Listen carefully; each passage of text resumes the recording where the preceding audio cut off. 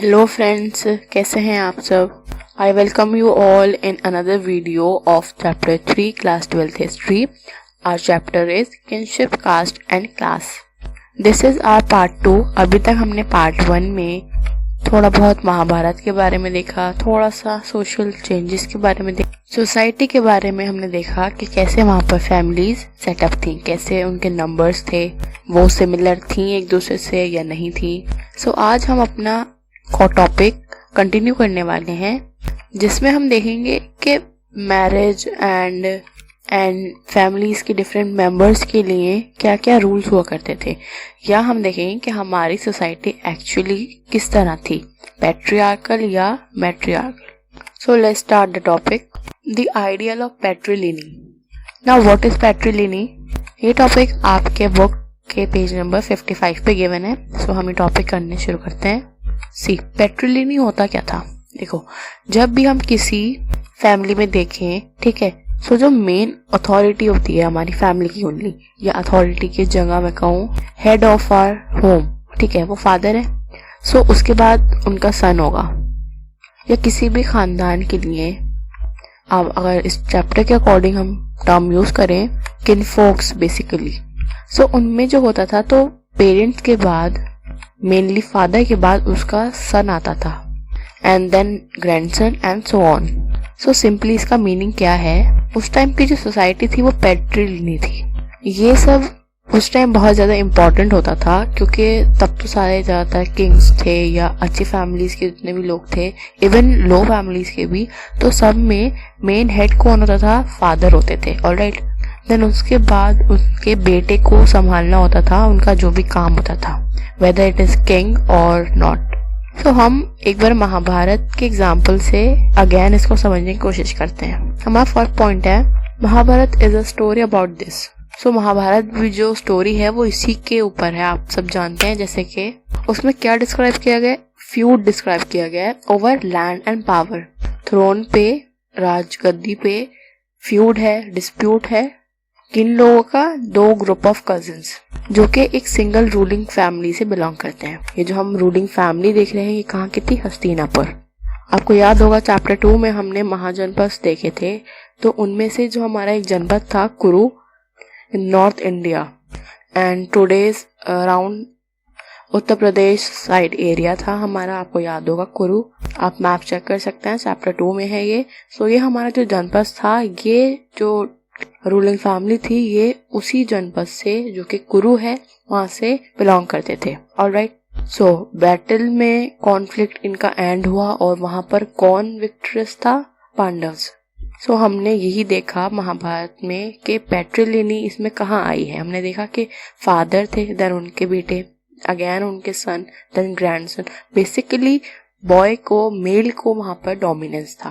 I mean dominance नहीं कहेंगे, जो अथॉरिटी थी, वो जो पावर थी, वो उसी के हैंड में जाएगी, not in daughters hand. Alright, और जैसे कि हम मिडिल क्लास में कह सकते हैं कैसे पैट्रिलिनी फॉलो करते होंगे। मान लो कोई भी एक अच्छी क्लास का, अच्छी स्टेटस का बंदा है कोई भी, तो उसके पास लैंड है। अब जो लैंड है उसकी, वो उसके सन के पास जाएगी। उसकी बेटी भी अगर होगी तो वो उसके पास नहीं जाएगी प्रॉपर्टी उसकी, ठीक है। सो प्रॉपर्टी पे किसका हक होगा, किसका अधिकार होगा? उसके बेटे का। This is patriliny. हमारा पॉइंट है, patriliny mean tracing descent from fathers to son, grandson and so on. I hope आपको समझ आ गया होगा। और ज्यादातर रूलिंग डायनेस्टीज जो थी वो यही सिस्टम को फॉलो करती थी। तो this is all about a patriliny. Basically हमें ये समझाया है कि जो हमारी सोसाइटी थी उस टाइम की, हम 1600 BC टू 1600 CE की बात चल रहे हैं, तो जो सोसाइटी हमारी थी वो पैट्रिलिनी फॉलो करती थी।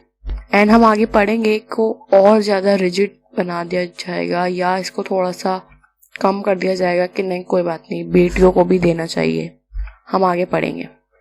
ओके, सो हम अपना नेक्स्ट सब टॉपिक स्टार्ट करते हैं, rules of marriage. Yes, before starting this topic मैं आपको एक और बताती हूँ। जैसे हमने देखा था अभी पिछले चैप्टर में भी, एंड हमारी इस चैप्टर में भी उनका नाम आया था, जो हमारे गुप्ता डायनेस्टी से बिलोंग करती थी, वो कौन थी?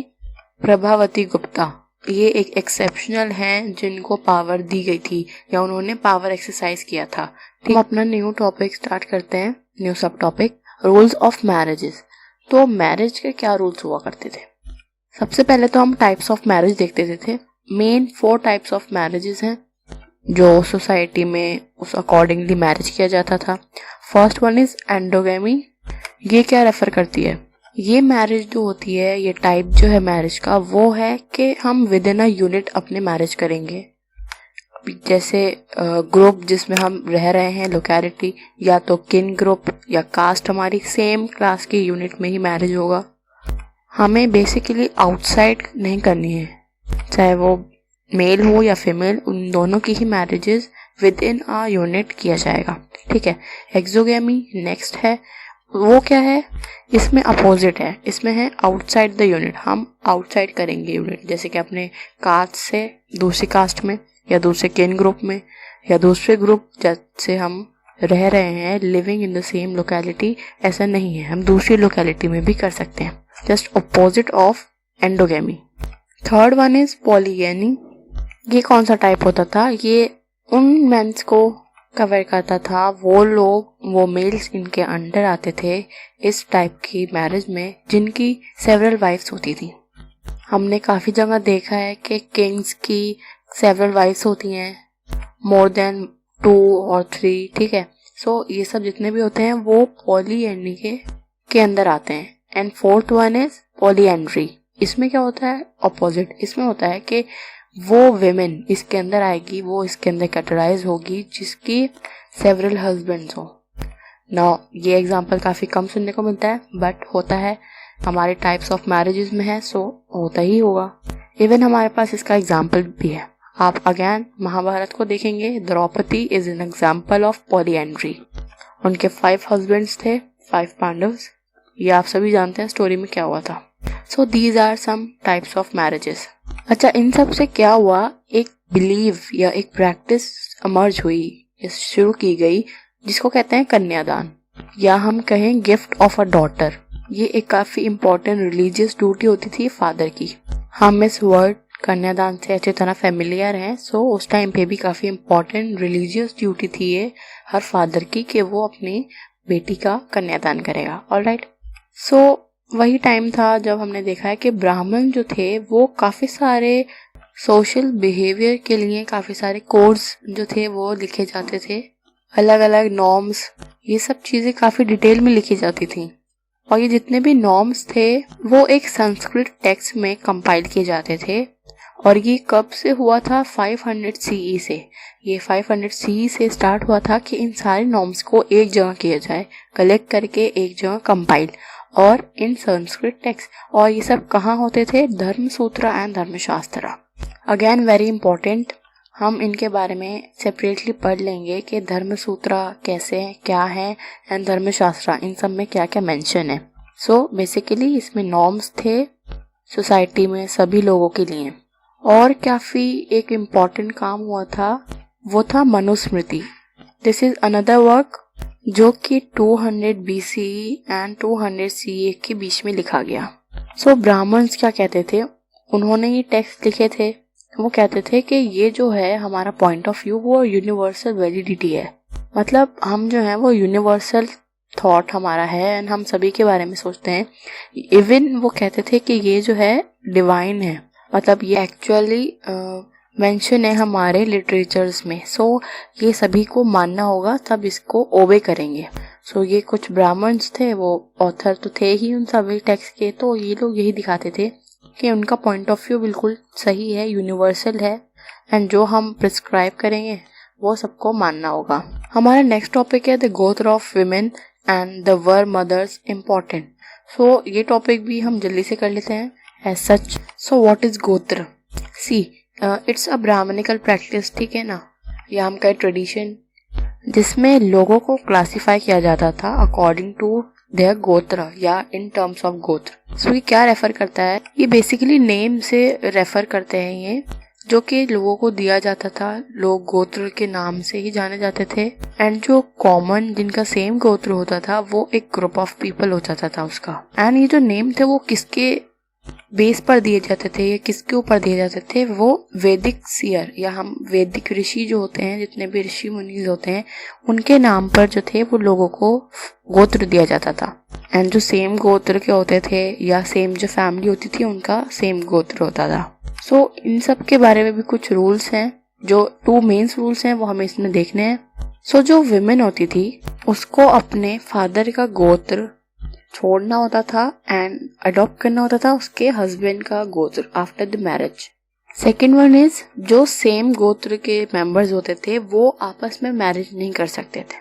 सो ये 2 रूल्स हैं अबाउट गोत्र। जैसे आप समझ सकते हैं सरनेम से, हमारे डिफरेंट सरनेम्स होते हैं सबके, सो आप उसे एक तरह समझ सकते हैं। ये इतना बहुत ज्यादा डीप जाने की जरूरत नहीं है, हमारे बुक में सिर्फ इतना ही दिया हुआ है। 2 रूल्स हैं और थोड़ा बहुत हमारी गोत्र के बारे में।